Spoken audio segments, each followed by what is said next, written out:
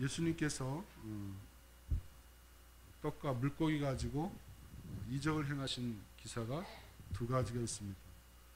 오늘은 물고기 2마리와 떡 5덩이 가지고 5,000명 먹이는, 그런가 하면 또 7마리 물고기 2마리 떡 7개, 그래서 또 이적을 베푸시는 이런 일들이 있는데,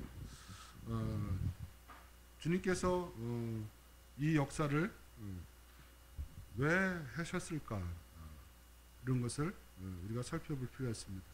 제자들이 말한 대로 저들 가서 다 음식을 스스로 사 먹게 주변에 가서 그렇게 하라고.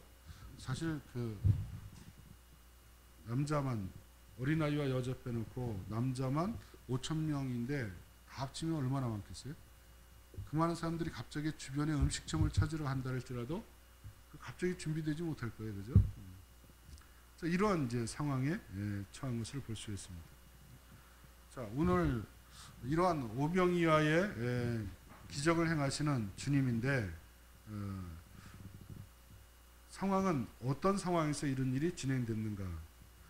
30절과 31절에 보니까 사도들이 예수께 모여 자기들이 행한 것과 가르친 것을 낱낱이 고하니, 예수님께서는 제자들로 하여금 예수님께 배우는 시간이 있었어요, 그죠? 가르치고 배우고, 그런가 하면 이제 배운 것을 가서 나가서 똑같이 다른 사람에게 또 가르치고 자기들도 행하고, 그래서 또 하고서는, 사역하고서는 돌아와서 보고회를 갖고 토론하고 이러한 일들이 진행되었던 것입니다. 자, 이와 같이 우리는 우리의 신앙은 이론적인 신앙에 머물러서는 안 됩니다. 우리의 신앙은 듣는 신앙에 머물러서는 안 됩니다. 우리는 들었고 지식적으로 배웠다면 이제 그것을 실천하고 또 내가 알았다면 다른 사람에게 또 전달하는 이러한 일들이 병행되어질 때, 그래야 우리의 신앙은 바른 신앙이 되고 또 의미 있는 신앙의 삶을 살 수가 있게 되는 것이죠. 그래서 우리도 여기 사도들처럼, 주님을 따른 사도들처럼, 그게 이제 제자와 훈련이다 이렇게 하는 거거든요. 제자 훈련. 제자 훈련은 다른 게 없어요. 먼저 배우는 게 우선입니다. 배우지도 않고 가서 일하고 이렇게 하면 안 되고요. 구원받지도 못하고 나가서 복음을 전한다. 이것은 말이 안 되는 소리입니다. 내가 먼저 구원받고 구원받은 자로서 나가서 이제 전하는 일을 해야 되는 것이죠. 자, 본문은 바로 예수님께 배운 바를, 또 배운 것이 그냥 이론적으로 지식적으로만 배운 것이 아니라 나갈 때 그 능력을 줬거든요. 병 고치는 능력, 그리고 귀신을 쫓아내는 그런 권능을 줬어요. 그래서 이런 것을 받아가지고 가서 그것을 시행하는 거죠. 그래서 많은 영적으로 눌린 자, 또 여러 가지 육체적으로 연약한 자들을 치유하면서 가르치는 사역을 했다.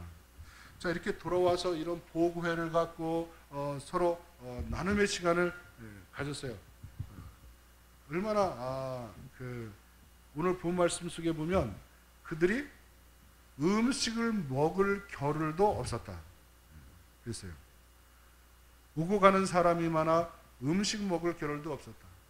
나가서 사역할 때 만나는 대상들이 너무나 많은 거예요.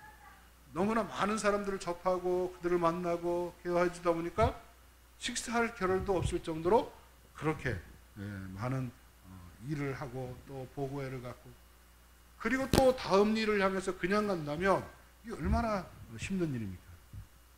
그래서 예수님께서는 그들에게 뭘 명하십니까? 쉬어라. 쉼을 명하세요. 따로 한적한 곳에 가서 잠깐 쉬어라. 한적한 곳이 이제 배 타고 가는 거예요, 지금. 그냥 저 옆에 가서 쉬다 와라 이게 아니고요. 배를 타고, 당연히 갈릴리 바다죠. 갈릴리 바다에서 예수님과 함께 좀 쉬자. 이렇게 해서 배를 타고 장소 이동하고 있는 것을 볼 수 있습니다. 우리는 이 두 가지가 다 잘 채워져야 됩니다. 먼저는 영적인 것들이 채워져야 돼요. 예수님으로부터 말씀과 또 권능과 이런 것들, 이런 하나님이 일하는데 필요한 은사들, 이런 것들이 채워져야 됩니다. 그런가 하면 우리가 이것을 가지고 일하고 역사할 때는 우리의 뭐가 따라다니면 몸, 육체가 동원되거든요. 이 육체가 그것을 향해서 다니다 보면 많이 피곤해지고 지치고 곤비게 되는, 그래서 육체적으로 많은 그러한 피로에 쌓인 것을 볼 수 있죠. 그래서 이런 자에게 뭐예요? 쉼이 있고 다시 건강이 회복되어지고 하는 이것이 병행되어져야 되는 것이죠. 어떤 리더든지 세상에서든지 또는 교회에서든지 일 많이 한 분들이 이 건강 관리를 또 잘못하는 일 중독에 빠지다 보니까 이제 그러겠죠.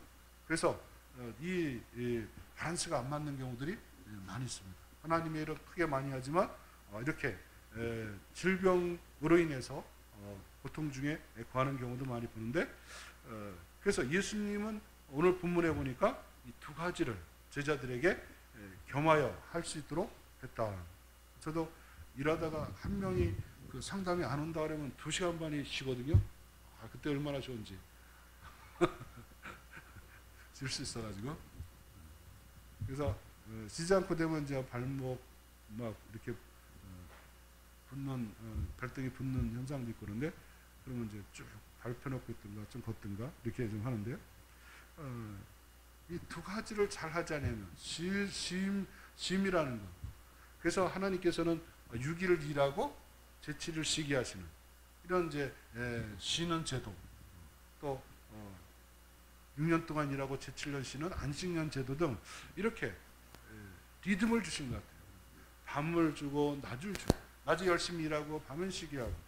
근데 지금은 뭐 낮인지 밤인지 모르고 살아가는 세상이라, 그래서 리듬이 다 깨져버린 그런 시대가 아닌가 이렇게 볼 수 있습니다. 아마 이번 추석 연절에도 특별히 여성들 어떤 분들은 하루 종일 가기 전서부터 스트레스고, 그죠? 가서 일하고 뭐 하고 할 거 생각하면 쉼 없는 것으로 연속되어지면 이 문제가 되는 거죠. 그래서 이 밸런스가 참 중요하다.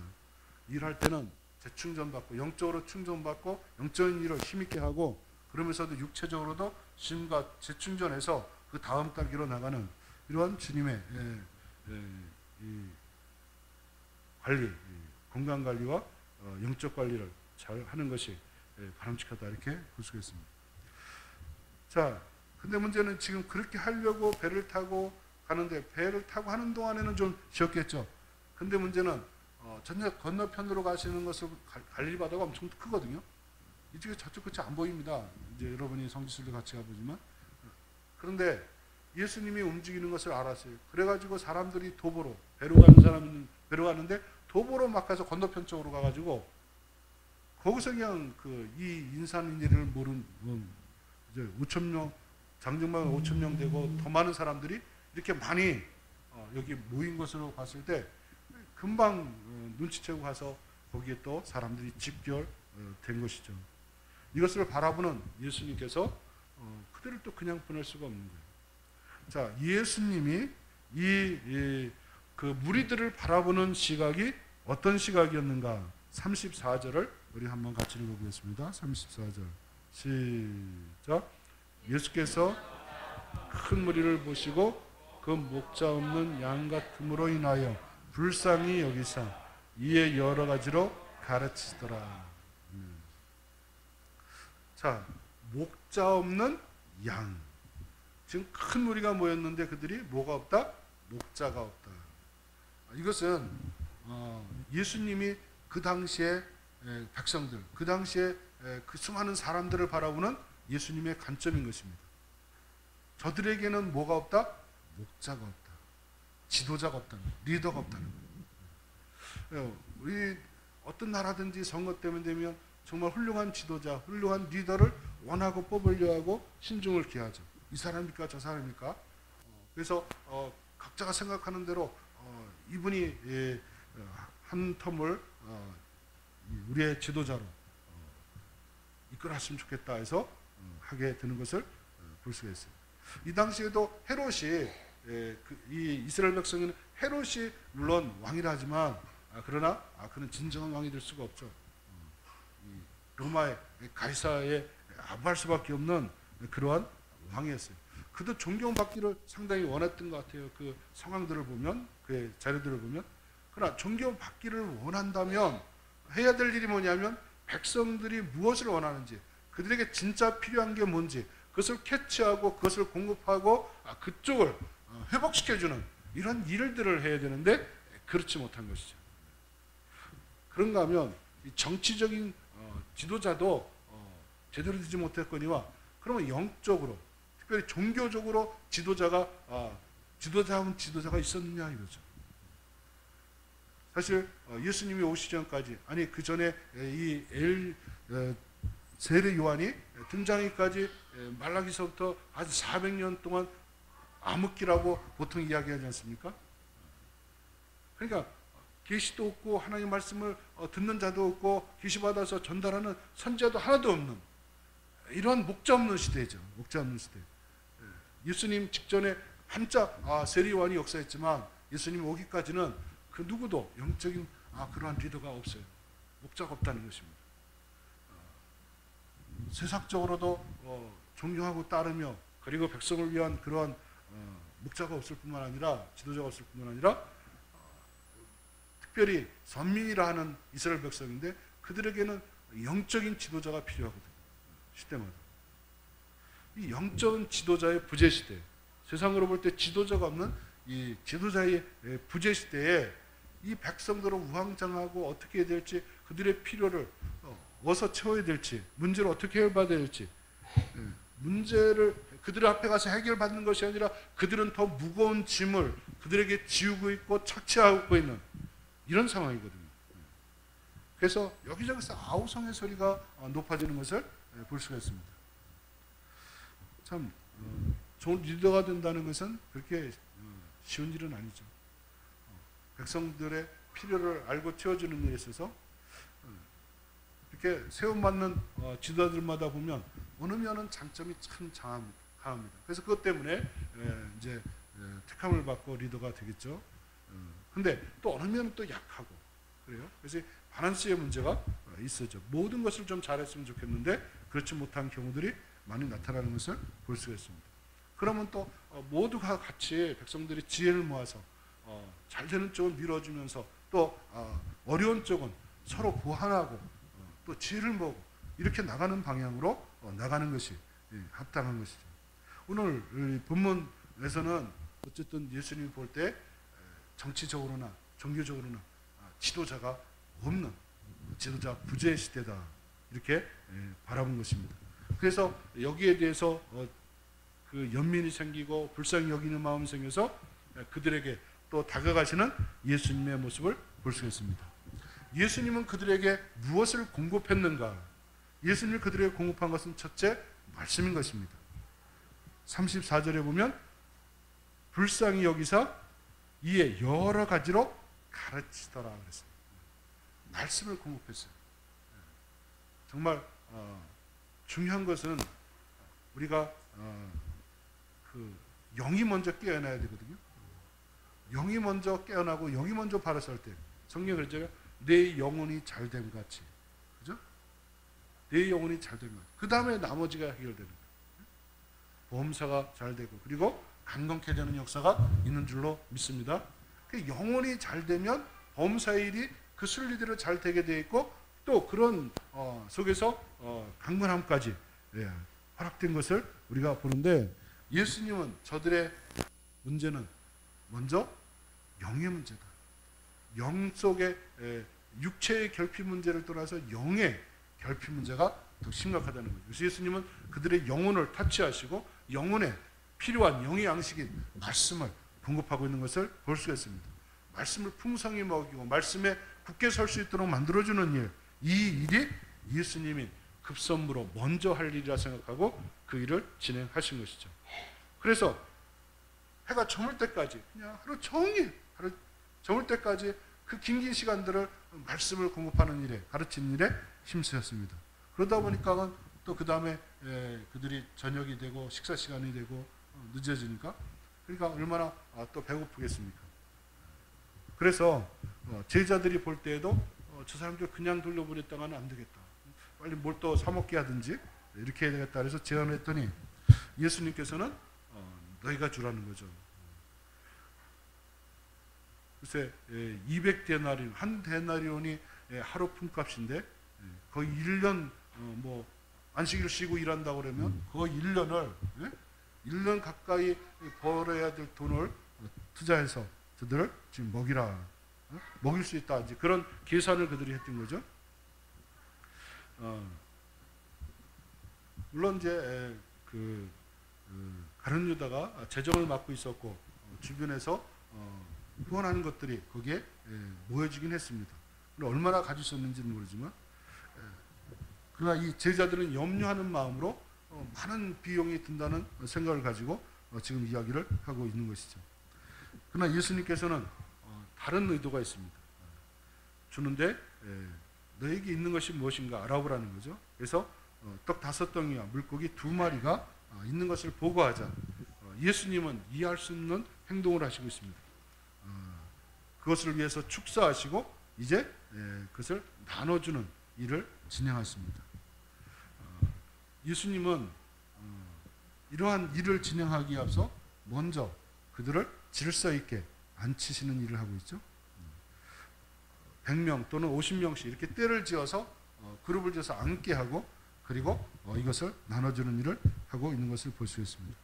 저는 이 장면을 읽으면서 구약의 이스라엘 백성들이 이렇게 행군하다가 머물면 중앙에 그 성막을 두고, 성막을 이렇게 놓고, 그리고 동서남북으로 이렇게 세 집파씩, 동서남북 12집파 되지 않습니까? 이렇게 집파별로 딱 질서 있게 집결해서 머물고 그렇게 생활하다가 또 가자 그러면 또 일어나서 행군하는 그런 건데, 마치 여기도 지금 빈들 아닙니까?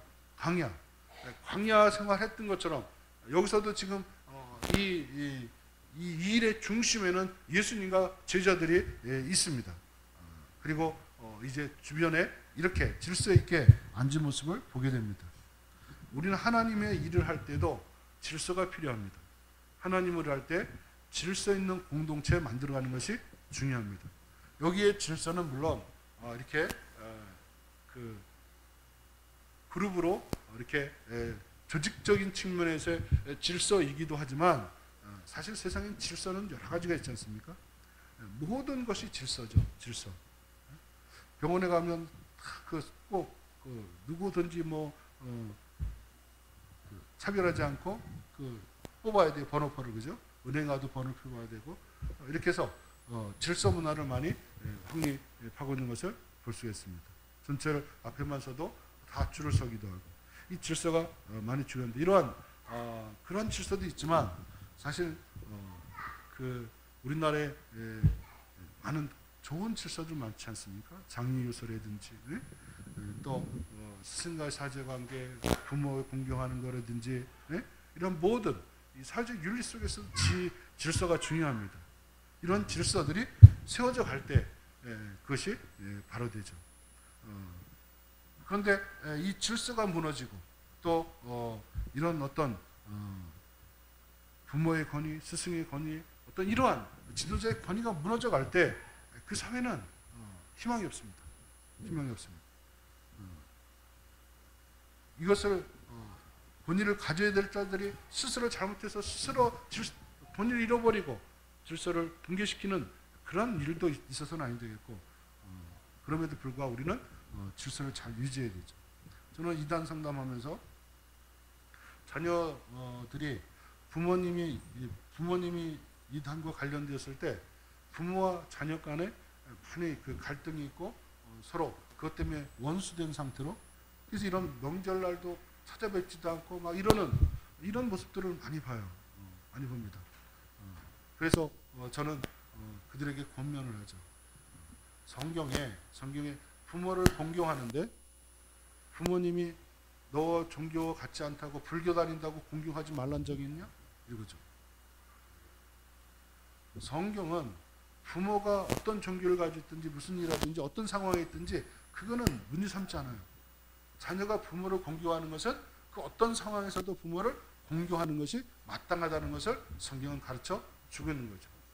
부모가 좋은 부모 역할을 하느냐 못하는 것은 그 부모의 역량이고 그 부모의 또 자질적인 문제겠지만, 자녀들 입장에서는 그걸 초월해서 부모는 부모이기 때문에 존경하고 그리고 효도를 하고 또 공경을 해야 된다라는 거죠. 그래서 가서 무조건 부모님한테 무릎 꿇고 잘못했다고, 이래도 저래도 나의 부모고 날 낳아주신 분이고, 그러니까 그런데 이렇게 함부로 말하고 부모님 마음에 앞에 한 거 죄송합니다 이렇게 이야기하고 접근해보라고. 그렇게 접근하니까 부모가 자식이 이렇게 자기에게 잘못했다는 걸 인정하고 회개하는 마음으로 하는데, 그럼 부모는 뭐 그렇게 자녀가 그렇게 해올 때 부모는 또 가슴 아프게 하는 말을 안 했습니까? 또 마음에 있잖아요. 그러니까 풀려지더라고요. 풀려져서 관계가 회복되니까 그 다음에 서로 교류가 있고 만남이 있고 이것이 진행되는 중에 기회가 왔어요. 그때 이제 하나님의 말씀을 가지고 아주 지혜롭게 전달할 수 있는 기회를 가지고 해서, 그래서 이제 돌아온 가정들이 있거든요. 여러분, 우리는 정말 어떤 경우라도 그러한 윤리, 또 영적인 면에서 또 사회적인 면에서 질서 있는 공동체, 질서가 유지되는, 하나님은 질서의 하나님이라 했거든요. 하나님이 질서의 하나님이라는 것은 만물을 봐도 알아요. 만물의 자연법칙, 우주의 모든 별들의 우주의 그 법칙들 보면 이 법칙 자체가 뭐예요? 질서 아닙니까? 하늘에 있는 별의 궤도가 제멋대로 돈다. 그러면 질서가 없다면 부딪히고 난리 나는 거 아닙니까? 하나님이 창조한 만물과 우주 하늘만 바라봐도 하나님이 얼마나 정교하고 철저한 질서의 하나님인가라는 것을 우리가 알 수가 있는 것입니다.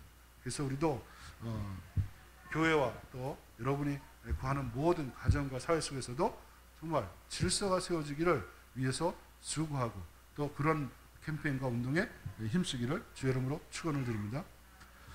자, 이러한 일이 진행되는데, 그 다음에 보니까 이제 결과는 먹고 남은 것이 12강줄이나 12바구니나 되게 거뒀던 것으로 이제 이야기하고 있습니다. 43절에 또 다 배불리 먹고, 그러니까 예수님은 영적인 양식으로도 만족 주시고 육에 필요한 것도 공급해서 만족해 하시는 그러한 주님인 것을 볼 수 있습니다. 그 정치가나 많은 사회 지도자들이나 모든 자들이 그 내면의 세계를 만족해 하는 것과 또 육에 필요한 것을 만족해 하는 것, 이 두 가지를 다 잘할 수 있으면 좋겠죠. 그 사람들의 어떤 정신적 지주가 되고, 그리고 이념과 또 이러한 가치관과 이런 것들에 대해서 바르게 제시하고 그것을 공급하고, 그렇게 해서 그 리더가 되는 것. 그러면서도 오늘날 뭐 정치인들이 그 선거 때마다 제일 많이 하는 게 경제하지 않습니까? 이건 뭐예요? 이거 배불리 먹는 문제거든요. 부족함 없이 먹고 사는 그런 문제를 이야기하고 있는 것이거든요. 그래서 예수님은 제자들에게 뿐만 아니라 또 여기 이제 백성들에게도 영적인, 정신적인 이런 면에도 채워주시는 그런 일을 하셨고, 또 육의 필요를 할 때 육의 필요를 채워주시는 그런 일을 하셨습니다. 그래서 하나님은 우리를 대할 때 전인적으로 대해주신다는 것입니다. 전인적으로. 그러면 엘리야가 피곤해서 지쳐서 쓰러졌어요.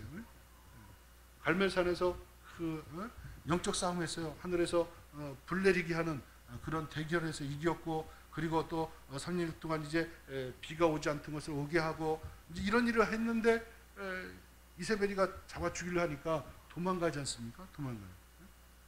이렇게 엄청난 하나님의 역사를 이루고도 생명의 위협을 느끼면 위기의식을 느껴서 영적 침체가 오고 도망가게 되고, 또 가는 중에 그 굶주렸어요. 너무나 안 먹고 달려갔기 때문에 도망가다 보니까 육체적 피곤함과 배고픔과 이것이 뒤범벅이 돼서 그가 쓰러져 누워 있게 되죠. 그때 우리 하나님께서는 천사를 통해서 그를 다시 세울 때 그냥 세우는 게 아니에요. 야, 영적으로 깨어나라, 영적으로 깨어나라 이렇게만 하는 게 아니고 그가 먹을 것을 갖다 줌으로 인해서 육체의 필요를 육체적으로 공급해 주십니다. 육체의 필요는 물질적인 필요를 공급해 주십니다. 그런가 하면 그를 어루만졌다는 것은 정서적 안정을 갖게 만들어주는 것을 의미하고, 내가 이제 무엇을 해야 될지 모릅니다 이거 아닙니까? 뭐 이제 이렇게 다는 도망다니는 인생인데 우리가 내가 할 수 있는 게 뭐가 있겠습니까? 그럴 때 네가 할 일 아직 남았다. 또 엘리사를 후계자로 세워야 되고 또 다음은 왕을 두고 세워야 돼. 이렇게 할 일을 주고, 너 혼자가 아니고 7천 명이나 되는 동역자들이 남아있다. 이렇게 하면서 그가 다시 용기를 얻고 힘을 얻을 수 있도록 사명을 주시고 말씀을 주시는 것을 볼 수가 있죠. 하나님의 치유는 전인적 치유입니다. 하나님 우리를 대할 때 그저 부분적으로 이렇게 우리를 대하시는 것이 아니라 하나님 우리를 다 하십니다. 우리의 몸과 우리의 영혼과 우리의 환경과 인간관계, 이거 모든 걸 하시는 분이에요. 그래서 이 모든 것에서 우리가 바르게 되고 온전케 되어지고 또 바르게 세워지기를, 회복되기를 원하시는 주님이시거든요. 그래서 이 전인적으로 우리를 대하신다, 이것을 항상 우리가 깨닫고 그 하나님을 찬양하고 그 하나님께 합당한 것들을 구하고 나갈 때 하나님께서는 진정한 회복과 그리고 온전함으로 우리를 이끌어 주실 줄로 믿습니다. 자, 이러한 문제들이 오늘 본문에서 다뤄지고 있어요. 사실 마가복음 6장인데 요한복음 6장에서도 이 사건을 다뤘죠. 이 사건은 지금 복음서마다 다루고 있는데 다루는 강조점이 다른 것을 볼 수 있어요. 요한복음에서는 이 부분을 다룰 때 어디에 초점을 뒀냐면 이 떡에 관심이 있어요. 12강지를 거뒀는데 이 사람들이 다 뭐에서 관심이 있어요? 떡. 야, 물고기 2마리에 떡 5,000명, 5,000명, 이거 엄청난 일이네. 이 떡의 기적. 이렇게 떡에 대해서 관심이 있어요. 거기다가 또 이 12강질이 남았는데 이걸 가지고 왔어야 되는데 안 가져왔다. 이런 얘기들이 있을 때 예수님은 사람들의 떡에 관심 있을 때 떡으로다가 되어지는 그러한 교훈을 주십니다.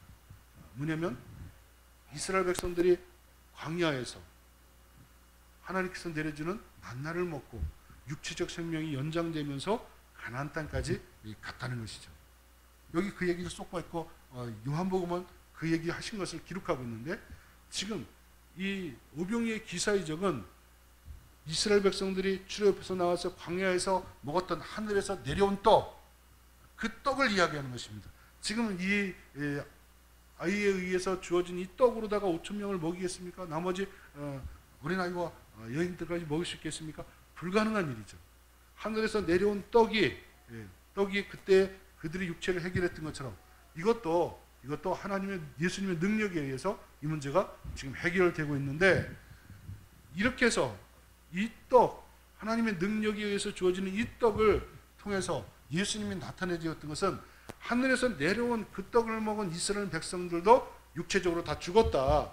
그러나 죽지 않게 해주는 떡이 있다. 생명의 떡이 있다. 그게 무엇이냐? 바로 나다. 예수님이 나기 자신이다. 이것을 증거하고 있는 것을 볼 수가 있는 것입니다. 그래서 이 오병이의 기사의적의 목적은 어디에 있는가? 예수님이 누구신가를 알리고자 하는 것입니다. 예수님은 누구신가? 여러분 계시록에서 보면 이기는 자에게 감춰진 만나 이렇게 말하고 있죠. 예수님은 이 땅에 오신 만나입니다. 구약에 줬던 그 떡, 그 만나는 먹어도 죽었지만 예수님은 다시 또 하늘에서 우리에게 주어진 만나인데 그 떡을 먹으면 영생한다는 것입니다. 그래서 나의 살과 나의 피를 먹는 자는 영생을 얻었고 마지막 날에 다시 살리리라 말씀하고 있는 것이죠. 그래서 예수님은 감춰진 만나다, 감춰진 떡이다라는 것을 나타내기 위해서, 예수님이 자신이 누구라는 것을 알리기 위해서, 여러분 이러한 모든 이적들과 기적들은 요한복음에서는 그랬어요. 예수님이 행한 일들, 가르침들을 왜 기록했을까? 기록한 목적이 있는데 기록한 목적은 다른 데 있지 않고 예수님이 하나님의 아들이심을 믿게 해서, 그래서 생명을 얻게 하고 그 생명이 풍성하게 하기 위해서라고 이야기하고 있는 것입니다. 그래서 우리는 이런 것을 통해서 뭘 알아야 됩니까? 이 마가복음, 이 복음서를 통해서 우리가 발견하고 알아야 될 것은 예수님이 누구신가? 오늘 찬양 우리가 했어요. 예수님은 누구신가? 성경에서 예수님은 어떤 분이라는 것에 대해서 우리에게 알려주고 있는 그런 찬양이기도 하죠. 오늘 오병이를 통해서 알려주는 이 예수님은 우리의 생명의 만나가 되시는 예수님이시다. 그를 우리가 먹을 때, 그를 우리가 영접하고 소유할 때, 그때 우리는 영생을 얻게 되고 천국을 기업으로 얻게 되는 줄로 믿습니다. 추석 명절에도 여러분에게 육의 양식들의 풍성함을 통해서 하나님께 감사하지만 우리의 영의 만나가 되시는 주님을 또한 찬양하고 경배할 수 있기를 주의 이름으로 축원을 드립니다. 기도드리겠습니다. 하나님 아버지 감사합니다. 오늘도 하나님께서 또 귀한 명절 시작되는 즈음에 하나님께 나와서 예배와 경배드리게 하신 것 감사를 드립니다.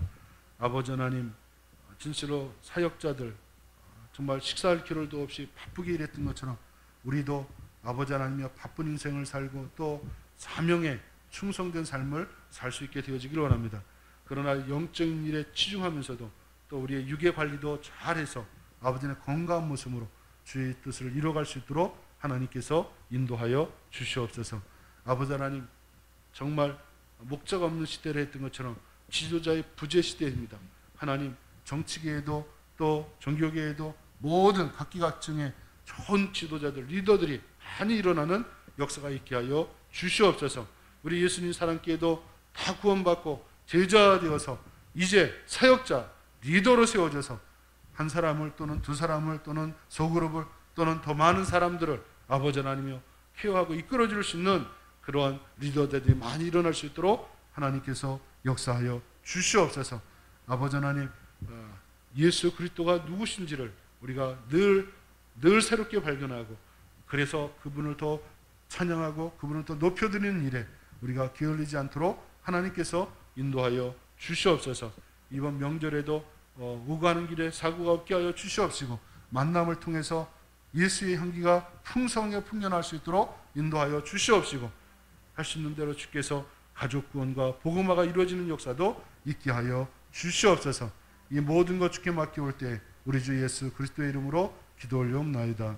아멘. 우리 마지막 전 복음성가 73번 우리는 사랑의 띠로 일어나서 같이 부르시겠습니다.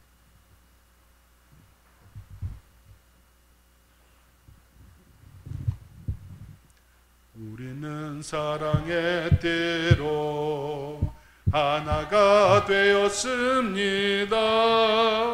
하나님을 사랑하고 예수님의 사랑을 널리 전하세.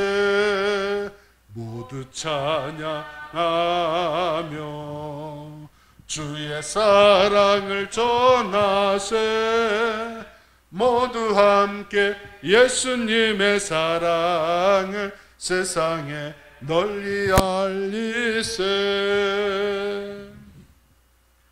이제는 우리 주 예수 그리스도의 은혜와 하나님 아버지의 극진하신 사랑하심과 성령님의 감화 감동 내준도 역사하심이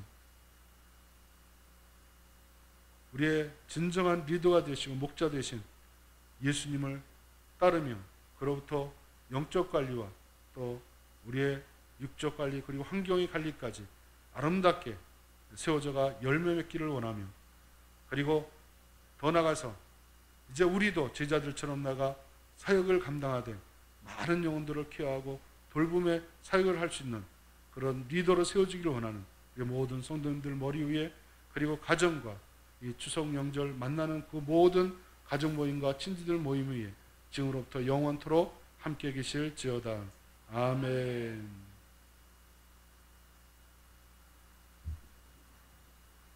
하나님께 영광의 박수 드립니다. 다시 한번 인사하시죠. 감사가 넘치는 행복한 명절 되세요.